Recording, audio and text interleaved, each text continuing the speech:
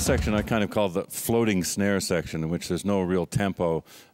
It's really implied rather than stated.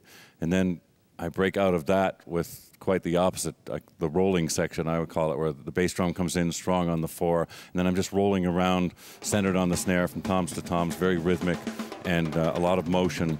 And I was thinking earlier that this is the kind of thing that when I was younger, my whole solo really would have made up of that. So this is like a compressed version of a very classic drum solo approach. And there's also at one point in there where the 7/8 theme is just kind of implied rather than actually played, but there's the accented part of a 7/8 pattern. It's just brought in again quite by accident once more, but it's just an example of a motif that obviously is near and dear to my personal pulse that keeps popping out in different places. And from there, I go into a place that I just call beyond time, because there is no tempo at all. And it's a series of staccato patterns, different parts of the kit, different figures, completely random. One of the more improvised parts of the solo from night to night, and can vary greatly, particularly because it depends so much on precision and energy, which, unfortunately, being human, that does vary from night to night with all of us. So with that, I just move around and do whatever occurs to me, try to keep it deliberately angular, jerky, and just move around and then stick in a bit of cowbells just for a strange textural change. It's goofy and whimsical, but there's nothing wrong with that in the context of a drum solo either. And then I gather up propulsion once again and move into triplets and return the sense of drive to it once more, and moving around the kit, but always with double bass drums just throbbing away underneath it. And originally that was when I was starting out very young.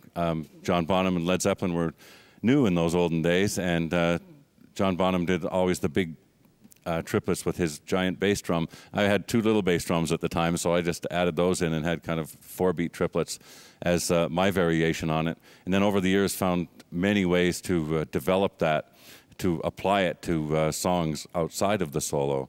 And for a while, Tommy Aldrich was playing with Pat Travers Band, and they opened for us for a whole tour. And he had some interesting ideas that he used the double bass drum triplets in a rising sense, up to a downbeat or up to a cymbal crash and snare drum hit.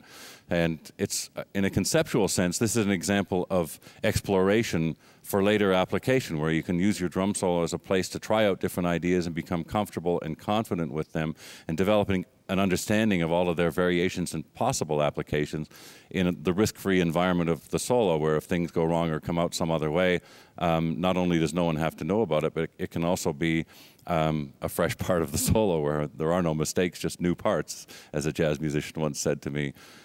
So that's an important conceptual thing about the solo, what it can mean to you as a player. It can introduce you and give you a chance to try out things in real time without the worry of affecting the other musicians, or worse, perhaps, affecting the music.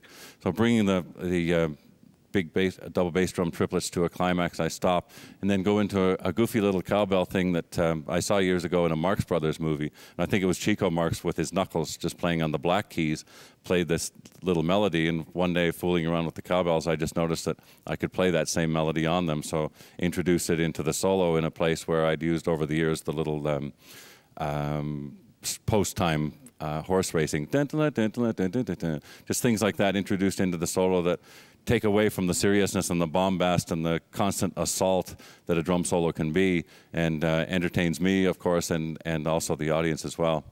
So at this point, I'm just going to break down a few variations of double bass drum triplets in ways that I've used them rhythmically, and ways that they can be applied in different parts of the beat to lay over the tempo in different manners, and just perhaps give some suggestions to you, again, in a conceptual sense, of how one idea that you play with in your solo can then be applied to the real music business.